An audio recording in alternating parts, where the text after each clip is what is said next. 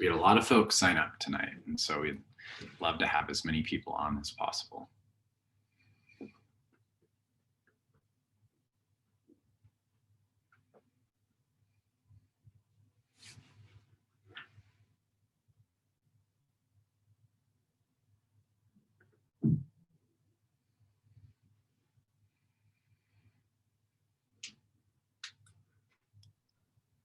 Okay.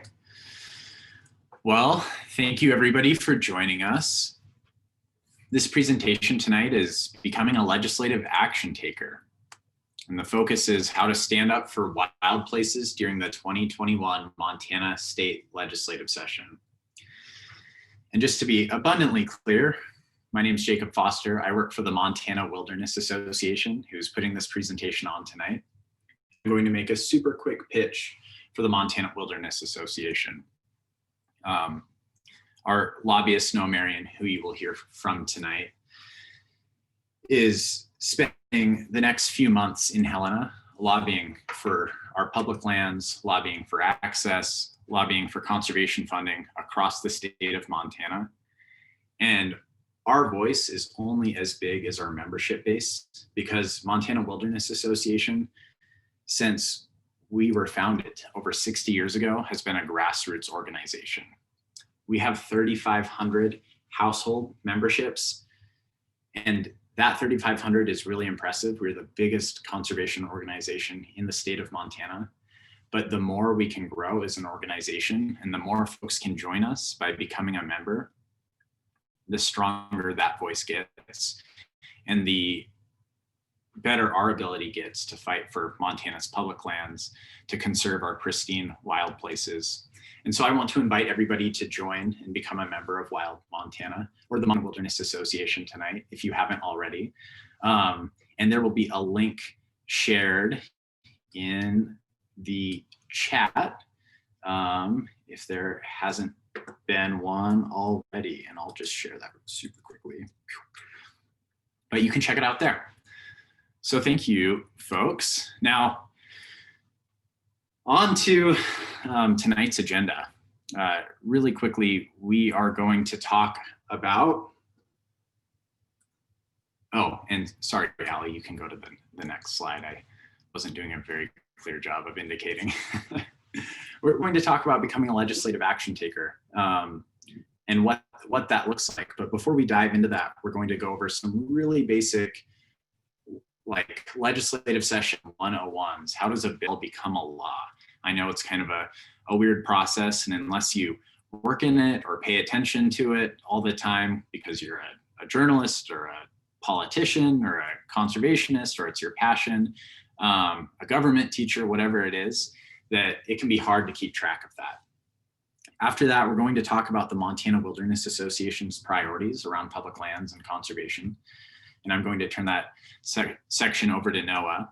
Then we're going to talk about some of the best ways you, as an action taker in Montana, some of the best ways that you can take action and you can make a difference. And you can add that to your everyday menu of things you do. And then finally, we have been, Representative Emma Kerr-Carpenter has joined us tonight and is going to do a Q&A and answer some of the questions about what it's like to be on the inside, a lawmaker in Montana. And so asked if we are muted, and yes, you are muted. The audience is muted, but if you have any questions throughout, feel free to throw them in the chat.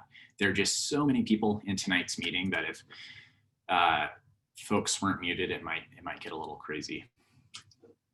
Okay,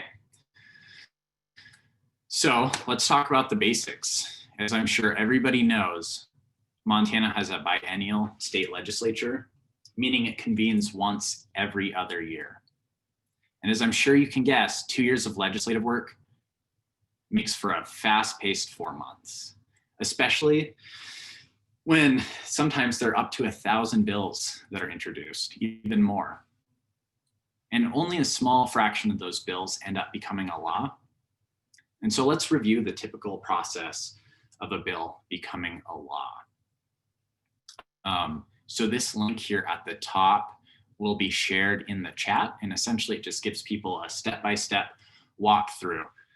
But initially a bill is introduced into the House or the Senate, and it's a part of the first reading is that the House Speaker or the Senate President refers the bill to committee. And now is a group of legislators appointed by the legislature to consider the details of proposed legislation. There are House committees, Senate committees, and joint committees. And once it's in committee, that bill goes through a committee hearing. It's introduced to the committee by the author, and afterwards there's time for public comment. After public comment and consideration, the bill is debated within committee, sometimes amended within that committee. Now, some important committees for you to pay attention to during the legislative session in terms of public land and access and conservation funding bills that MWA is paying attention to are the Senate Finance and Claims Committee, the Senate Fish and Game Committee, the Senate Committee on Natural Resources, the House Appropriations Committee, the House Fish, Wildlife, and Parks Committee, and the House Committee on Natural Resources. Anyway, once that bill passes or is in committee, and after the committee hearing, there's a committee report where the committee votes essentially whether to report the bill back to the legislative floor. A bill may pass. A bill may pass as amended by the committee, or it may not pass at all. If the bill doesn't pass, that's not necessarily the end. The legislative floor can vote on a blast motion, where if a committee kills a bill or simply ignores it, the main legislative body can vote with a majority vote. They can bring that bill back into second reading. Now, if the bill does pass committee, it goes into second reading, and that's an opportunity for floor action on the bill. And the bill will come up for debate. That can include amendments, and eventually a vote is taken. And then there's a final vote, and that's called the third reading. And that final vote is a yes or no basis. Now, let's say that bill goes through that entire process in the House and passes. Then it gets to go through the entire process again, and it's introduced into the Senate. And let's say if that bill makes it all the way through the House and then all the way through the Senate, it goes into a conference committee where the Senate and the House appoint a joint committee to resolve disagreements on a bill, if there are any. And if there aren't any disagreements, then it goes to the governor's desk. Now in Montana, the governor has 10 days to veto a bill. And if the governor doesn't veto a bill, or if the governor doesn't pass the bill by signing it into law, it automatically signs into law. At the federal level, there's a pocket veto where after a certain period of time, if the president doesn't sign the bill into law, it gets vetoed. In Montana, we don't have that. We have a much more transparent and accountable system, I think. And so it requires the governor to take action if he or maybe someday she are going to veto that bill. All right, let's do a quick vocab review. So there are 3 general types of legislation. Oh, and Ali, if you could go to the next slide. Thank you. There's the bill, which we just talked about, passed by the legislature, and that immediately affects a law, and it has to be either signed into law or vetoed by the governor. There's a resolution, which is like a statement or proclamation from the legislature, and it's not binding into law. And then there's a referendum, which shifts the ballot, which shifts this piece of legislation to the ballot where voters decide whether it becomes law or not. Now that is a lot of information, so I want to open it up for questions really quickly, just to make sure if anyone's confused about that. Joel, Jacob, there's a question from Melinda. After public testimony is received in a committee, and then the committee refers that bill for amendments, can the public then again provide testimony at the committee level, or do we have to wait until the floor vote for more comment and intervention? That is a good question. Noah, our I'm happy to answer lobbyist. that. Yeah, so really the only opportunity for public comment is during the initial bill hearing. Typically when we see amendments offered, it's during what we called executive action, which is when the committee is able to debate a bill, offer amendments, and then they take a vote on whether to pass it out of committee, kill it, or table the bill. During executive action, there is not an opportunity for public comment, and there is also not opportunity for public comment when it's on the House or Senate floor. So really the best opportunity for us to get our voices on the record is during that initial bill hearing in committee. Now, having said that, it's when things move into executive action or on the floor, that's a really good time to contact your legislators directly and let them know how you feel about the bill or amendments that are potentially being offered. Thank you. Yeah, so I guess this next section, which is the best time to speak up, we'll kind of review that one more time. But as Noah just said, the best time to speak up is when a bill is in committee. And this is especially true if you have a representative or a senator on that committee that the bill is being passed or was referred to. Because that means, like, let's say 1 out of the 17 people on that committee, that your voice is being amplified that much. You can do this by testifying at a hearing, or you can do this by contacting your legislator on the committee. But testifying is the only way for your comment to be public record. And then other great times to speak up, although again, the committee is probably the best, is ahead of the second reading when the legislation is up for debate on the floor, ahead of the third reading, which is that final yes or no vote. If it makes it to a conference committee, if it passes the House and the Senate and there are some differences on the bill, you might have another opportunity to reach out to your representative or senator. And also after the bill is passed, you also have an opportunity to reach out to the governor, who has to sign it into law or veto that. Okay, so really, I guess the next segment, we're going to pass it back to Noah, and he's going to talk about some of Montana Wilderness Association's legislative priorities and what we're paying attention to. Thanks, Jacob. Yeah, so we have a number of priorities we're looking at this session.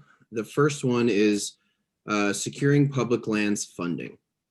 Public lands funding is typically hotly contested, and even more so this session, particularly given the economic impacts of COVID-19 on our budget.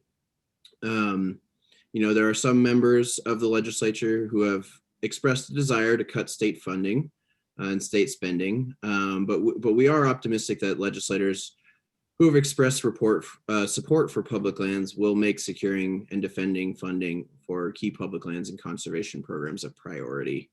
You know, things that we're looking at around public lands funding would be habitat and access programs, making sure our state agencies that manage lands and wildlife are able to do their job and keep their operations going. Funding for grant programs that allow groups like MWA to do trail stewardship work, and making sure our state parks can stay open because they are facing a big maintenance backlog, and we need to continue to fund that work to make sure our state parks are accessible and open for everybody. Our next priority is protecting and expanding public access. As I'm sure most of you know, access to our public lands is really one of the keystones of our outdoor way of life. And we'll work with legislators this session to protect existing access and secure new access to public lands and waters across the state. We know that human-powered access is a priority across Montana, and we're committed to ensuring that hikers, campers, hunters, anglers, and other public lands users can enjoy Montana's incredible wildlands. Our third priority is stopping any and all attempts at land transfer.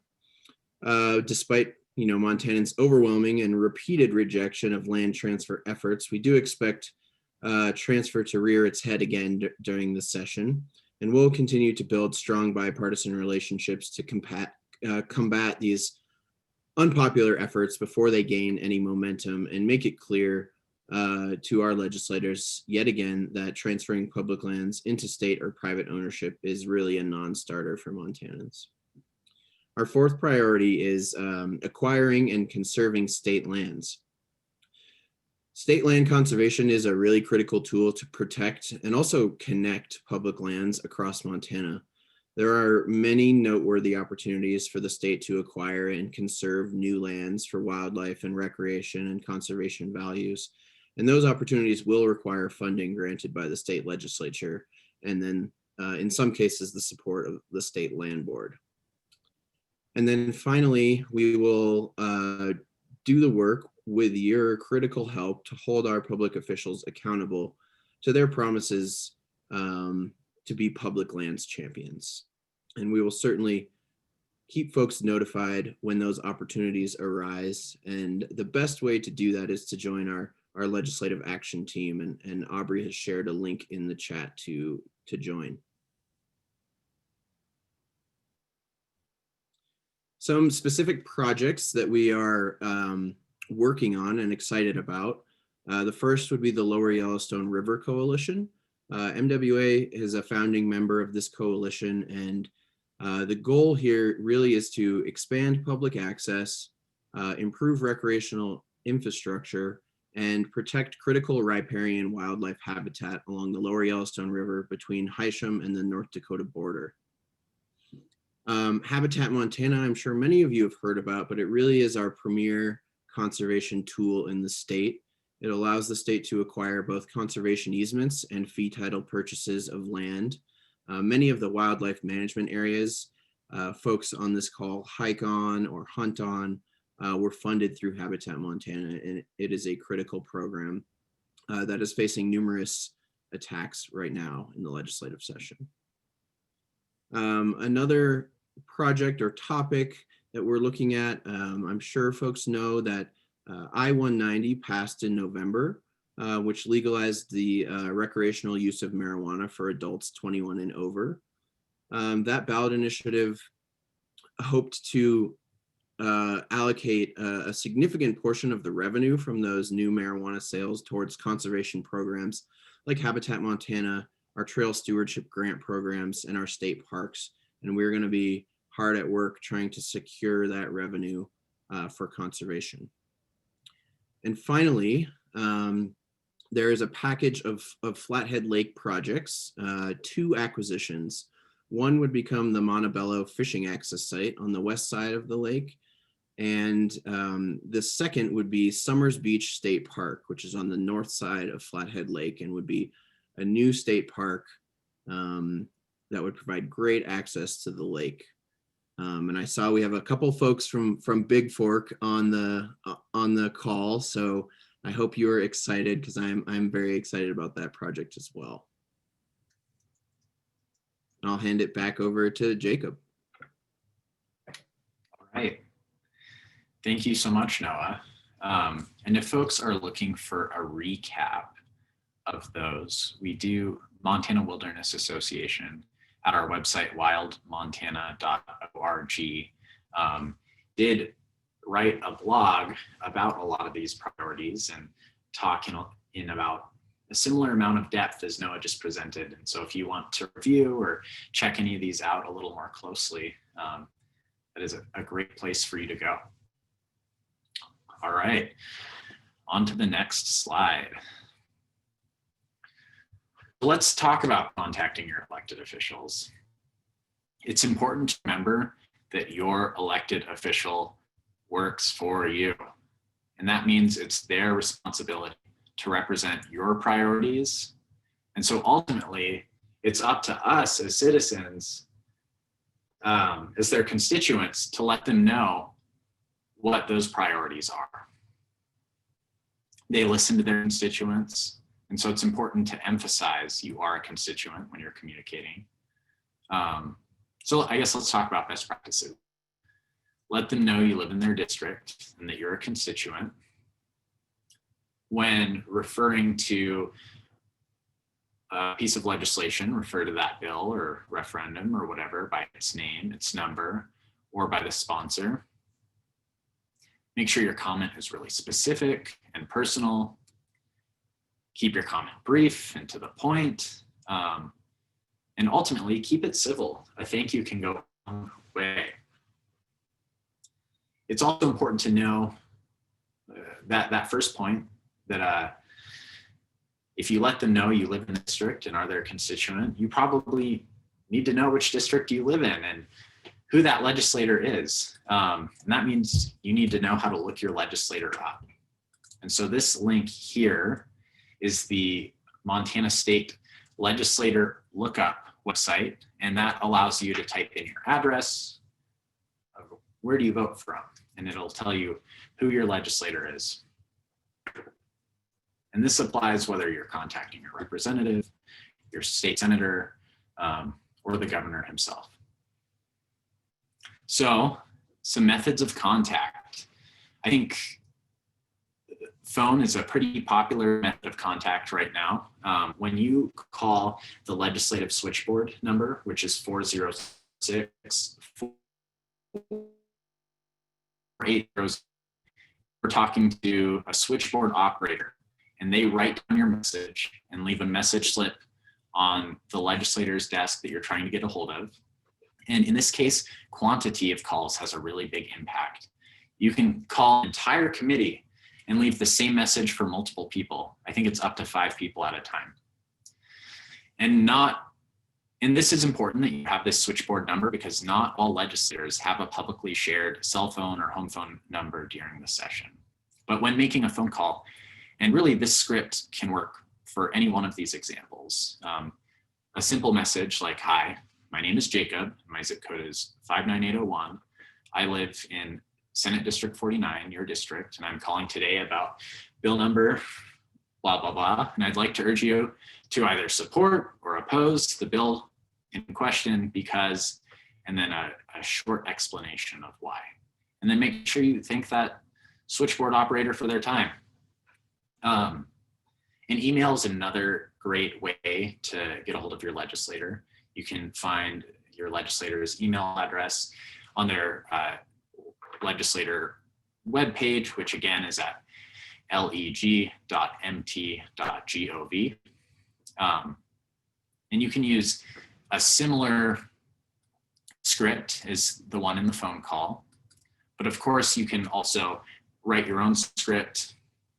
Similarly with snail mail, we've heard more and more that less people are receiving postcards, less people are receiving letters in the mail. And so this might make a bigger impact because it's becoming a novelty. And then finally, anyone can request a meeting with their elected official by reaching out to their elected official and requesting a meeting. But during the session, just know that our legislators are super busy and you might not have an opportunity to meet with them. And so if you want to discuss priorities or you want to discuss legislation ideas, a really good opportunity is in between legislative sessions or before the legislative session. All right, on to the next slide. So something we discussed earlier is how to give testimony. And in 2021, things are a little bit different. We can no longer provide in-person testimony due to COVID-19, which makes a lot of sense. And so we are giving testimony over Zoom. And that public testimony, like we mentioned earlier, happens during the committee hearing, and it's incredibly important way for lawmakers to hear directly from their constituents or from affected people of a piece of legislation. for lawmakers to hear from those affected.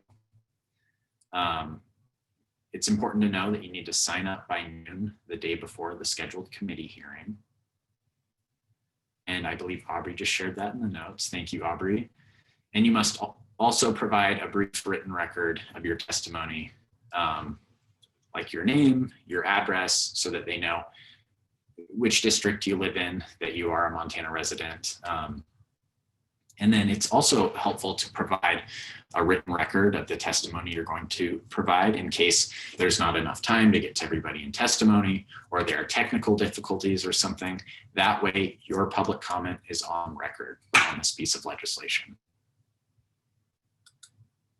So there are some other ways to speak up as well. And in general, this is influencing the public narrative. There are some options. There are op-eds and letters to the editor. And they don't just publicize issues and highlight them for legislators. They also help create a public narrative and dialogue demonstrating widespread support for important legislation and reminding legislators why it's important to their constituents. Same with rallies. This year, that's going to be a little difficult. We're not going to be able to do the famous public land rally, but there are virtual ways and COVID safe ways to show united support for our public lands in Montana. And so stay tuned. There might be some of those opportunities this legislative session. But with both of these opportunities, timing is really important. You'll want your LTE to appear at the right point in the process. You don't want it to appear too late, let's say after a committee hearing, because then it won't have the impact that you're hoping for. And then finally, this is more about our personal health as constituents. It's important to take care of yourself. I think, as a lot of us know, the political process can be draining. That's all I'm going to say on that. It's just important to self-educate, to unplug periodically, get outside. These are the places we love. And if you're looking to do that, you can find hike opportunities and ideas at hikewildmontana.org. But I won't hit that nail any more than it needs to be. And then lastly, find a trusted source of information. And Montana Wilderness Association hopes to be that for you when it comes to public lands, when it comes to conservation efforts. One way you can join us is by joining our state legislative action team. And this is going to allow us to get you the information you need, whether that's via text or email, sometimes maybe even phone call, when your senator or representative needs to hear from you at those key points we were talking about earlier during the legislative process. It's also an opportunity to win some fun prizes as our way of saying thanks, if that's any motivation for you. And then finally, by becoming a Montana Wilderness Association member, you're not only supporting the work we do as an organization, but you're amplifying our voice and you're amplifying our effectiveness when it comes to working on public lands. With that said, I know there have been a lot of questions that have popped up during the last 30 minutes or so. And so I want to hand it over and welcome, actually, I want to welcome Representative Emma Kerr-Carpenter. She's a third-term Democrat from House District 49 in Billings, and has been gracious enough tonight to volunteer her time during probably one of the busiest times of her life to talk about, to answer your questions and give an insider perspective on what the legislative session is all about. So I know not everyone can hear you. A lot of folks are muted, but let's quickly give it up for Representative Kerr-Carpenter. And yeah, I guess before I turn it over to the audience representative, I wanted to give you an opportunity to add anything that you feel might be important or may have been overlooked. There's a lot of information, anything you want to emphasize, so that we can get your great and insider perspective as a Montana lawmaker. Yeah, thank you, Jacob. I was just realizing, I guess I am in my third term. I was appointed in my first term, so it's something I sometimes forget, but thank you for reminding me. Yeah, a couple of things. This is a really busy time. It's a really busy time for everyone who's watching the session, and things come flying through the process very, very quickly. So for those of you who don't know me, my name is Emma Kerr-Carpenter. I live in Billings, Montana, and I represent House District 49, which is located in the heart of Billings. It takes in part of downtown Billings, part of Midtown Billings, and then the historic South Side with a nice little cozy up to the river. It's a really beautiful district. It's also my home. And I am on the House Appropriations Committee this session, and I am serving on the subcommittee Section D, which deals with detention, so the Department of Corrections, Department of Justice, and also randomly the Public Service Commission. Last session, as a freshman, I served on House Tax, House Natural Resources, and Local Government. So I've been in a bunch of different places in the process, and got to know Noah pretty well last session during the work in natural resources. So yeah, and it's been fun to see him in the halls again this session. I think a couple of points that I do want to pull out for everyone, when you're providing testimony, the best thing to do is please, for the love of all, keep it short and sweet, 1 to 2 minutes, and keep it personal or offer unique facts that are pertinent to whatever we're talking about. We hear every day so much in the process that if you can make it shorter and sweeter, it's going to stick easier. Think in tweet format. And then the other thing, so that's for when you're giving testimony over the phone. The other opportunities that you have to interact with your legislator is, calling through the phone tree, emailing through the Capitol, interacting with us on our social media. All of that is really good ways to get in touch with us. And again, I think remember to please keep it personal. Make sure to share stories about why things are special to you or important to you, but also keep it polite and professional. There's a lot of people who have a lot of feelings, and sometimes they come out when they're communicating with us, and I hear it, but it also sometimes isn't helpful. And again, keeping it short. And another thing too is if you can be really specific about the bill you're referring to, not just the number, but also the title if possible, and maybe even the sponsor is sometimes helpful. There's just so many things flying. I don't remember the numbers often. And so it's just helpful to get a few extra things to orient me to whatever you're talking about. So yeah, I think those were the top things that I wanted to make sure that people knew going into this. So yeah. Awesome. Well, thank you so much. If we have a question that has come up, I think a couple times in the chat already, that comes up every time we do one of these. And so I want to make sure to ask you this. Essentially, do legislators respond to Montanans who aren't their constituents? Let's say my constituent and I have, or my legislator and I have the same beliefs, and I'm trying to influence somebody outside of the district I live in. Mm-hmm. What should I do? Yeah, so I think it really depends on the legislator, how susceptible they are to pressure from outside their district. I have been trying to make a point to respond to all of the people who contact me this session. So far, it's been a pretty reasonable flow for me to be able to do that.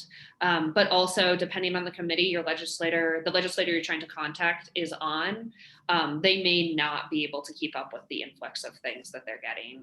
I've been noticing the folks who are on Judiciary Committee, for example, in the House, they've got stacks of slips on their desks that are, all of Montana is contacting them. So I think one thing to keep in mind, I tend to prioritize people who are within my district or adjacent to my district. And then I also prioritize people who are in Yellowstone County beyond that. And then after that, everybody else who contacts me, it's lower down on the priority list. So, everybody has a different way of figuring that out. I think it's also, it is very hard sometimes to remember to respond, especially respond in a timely manner. So, and I know that there are many legislators who do not respond to their constituent contacts, but we do get them and we do see them. And even if we don't see what you're saying, we see the number of contacts that we get, and it does make an impact, I think. I'm sure it's there in your subconscious, whether you're going to focus on it or not. Yeah. Somebody asked, it is easy to feel like my voice doesn't make a difference. Can you tell me why it does in this context?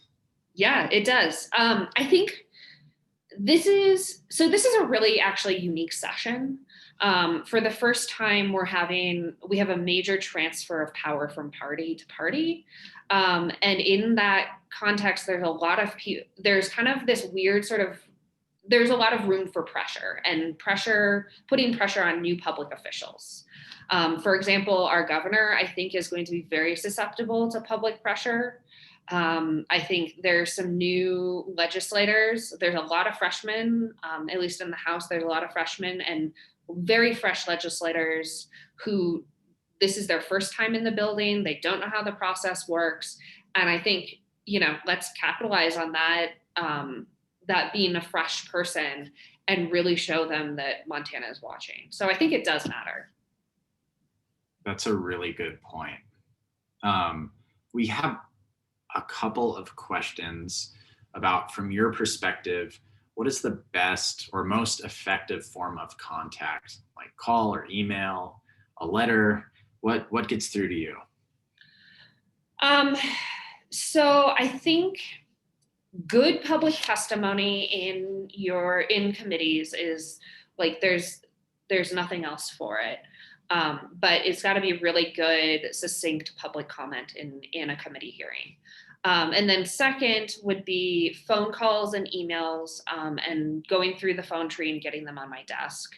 For me, that's really helpful. That way I can see the stack of slips that I have, and I can sort them out and see what people are interested in responding to. I think, public social media, I think that's something that we're not utilizing and leveraging enough. Almost everybody in the House, and I imagine the Senate, has a social media presence.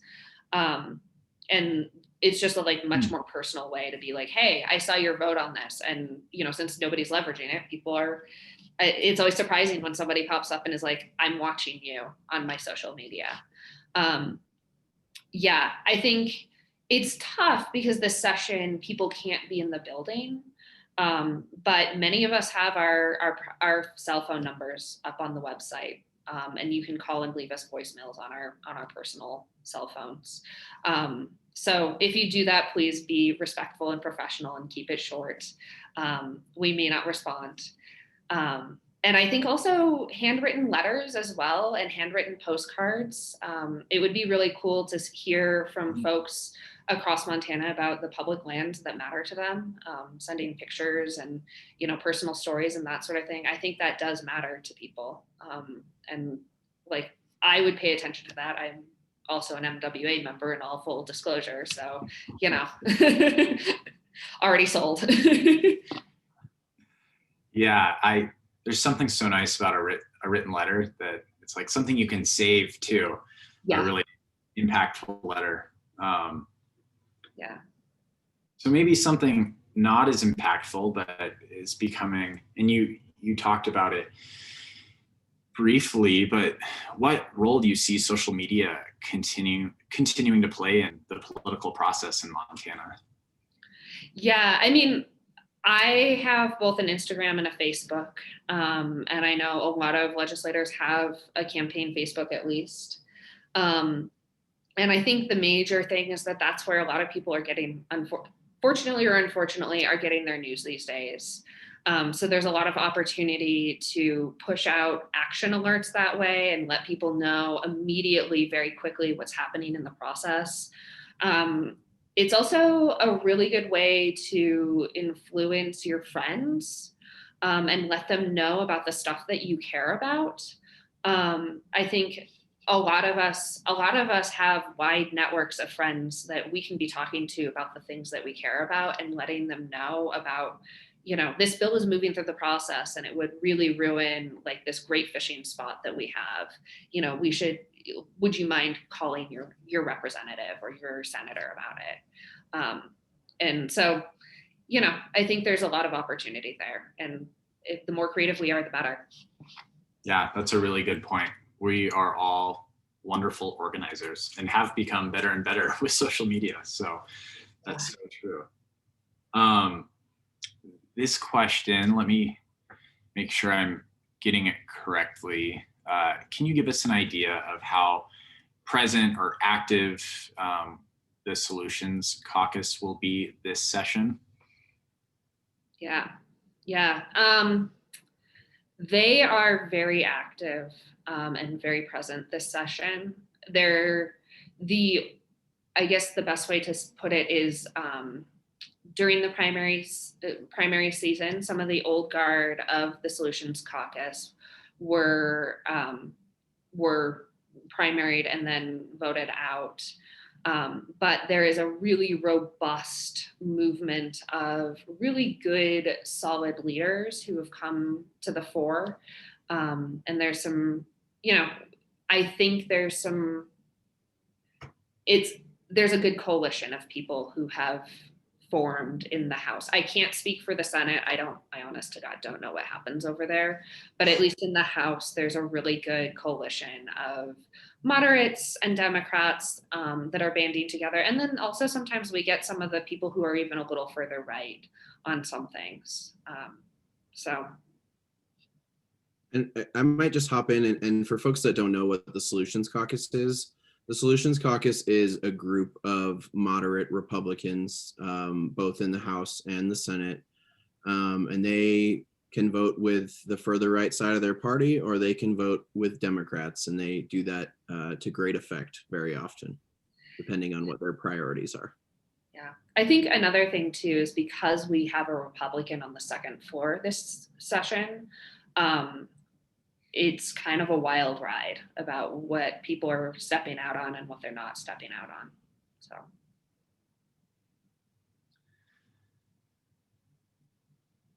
Yeah, thank you, Noah, for jumping in and clarifying what the Solutions Caucus is. That's one of those jargon giraffe moments where we need somebody to let us know that we're speaking, I don't know, in Politico terms. So somebody was wondering if and this might be a more general question, if I send an email to the governor on the governor's website or to a committee or specific people, they're wondering if that would be a part of public record during a hearing, if their email would be.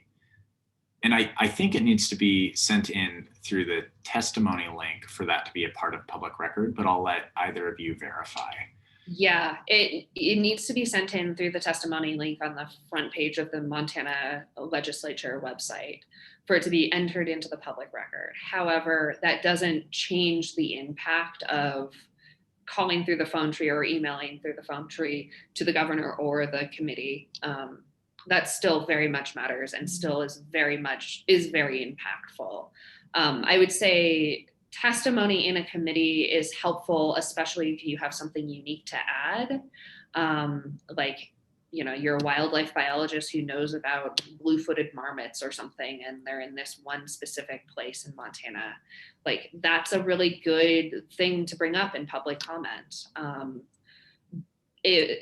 As a more general enjoyer of the public lands, maybe that's something to share on a more personal level with the committee offline through the email and phone trees.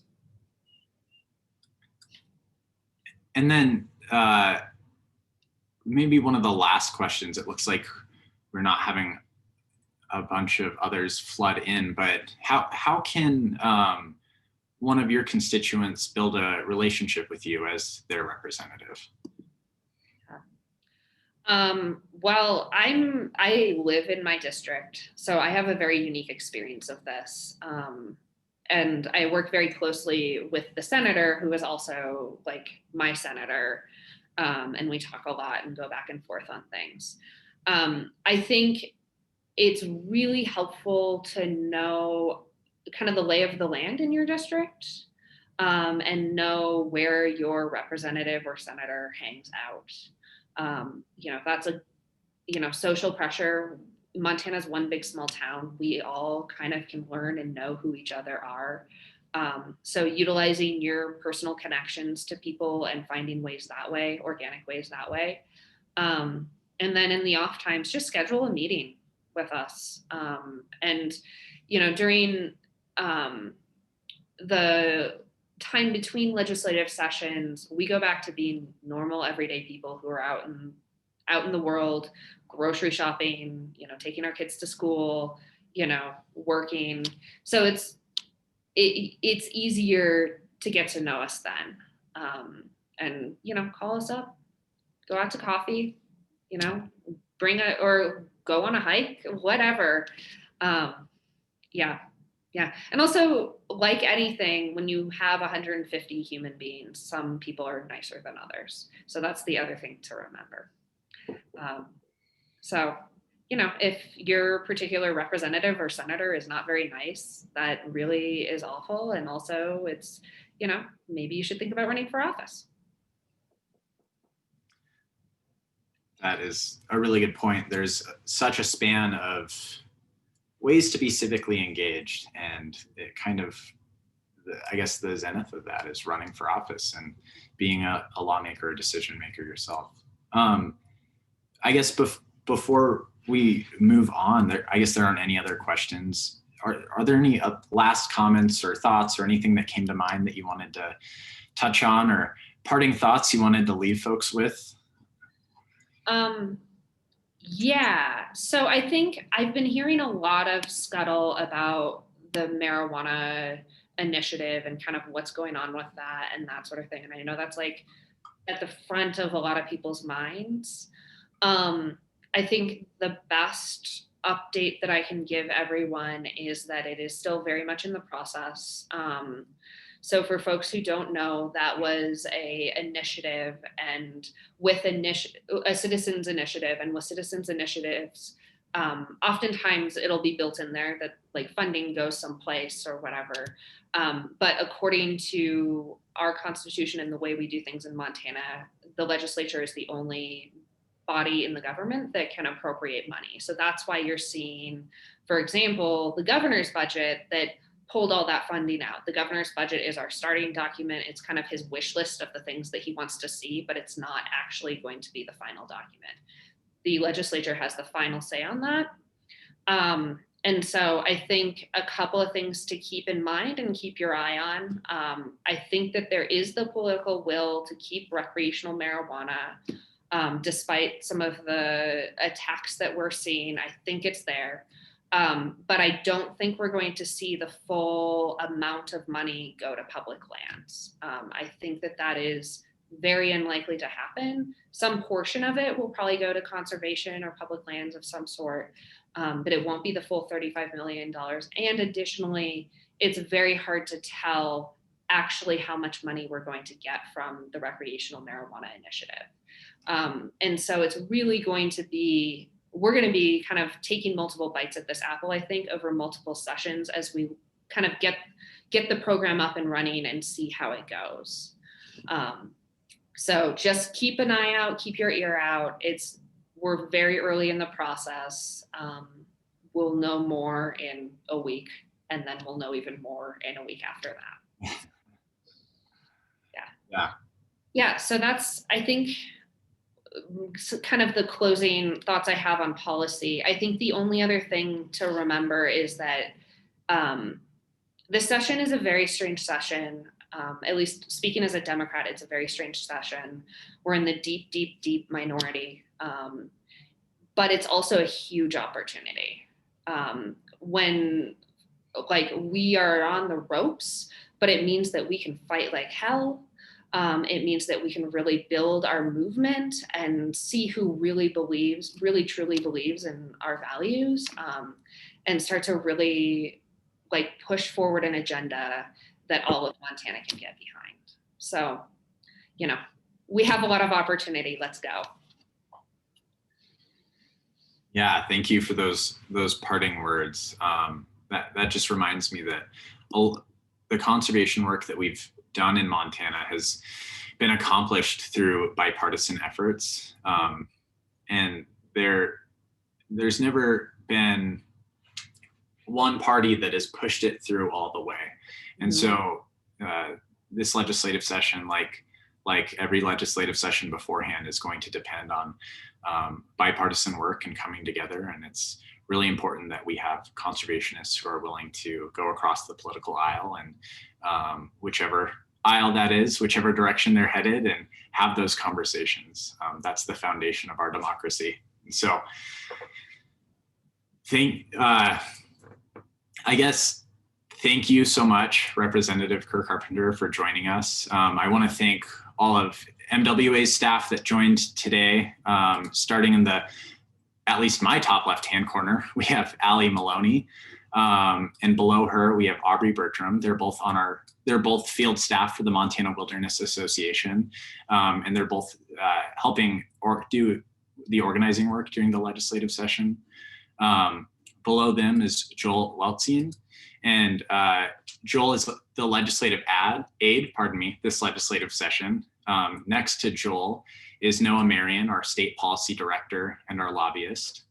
And then I'm the development manager and another organizer during the legislative session for the Montana Wilderness Association. I want to thank all the attendees for joining us and remind you that you can take action on public lands and conservation and public health by joining our legislative action team. And that link has been shared right there. And if this meeting was recorded, and following this, there will be a follow-up email with a lot of the links that were discussed today and the recorded meeting. So again, thank you.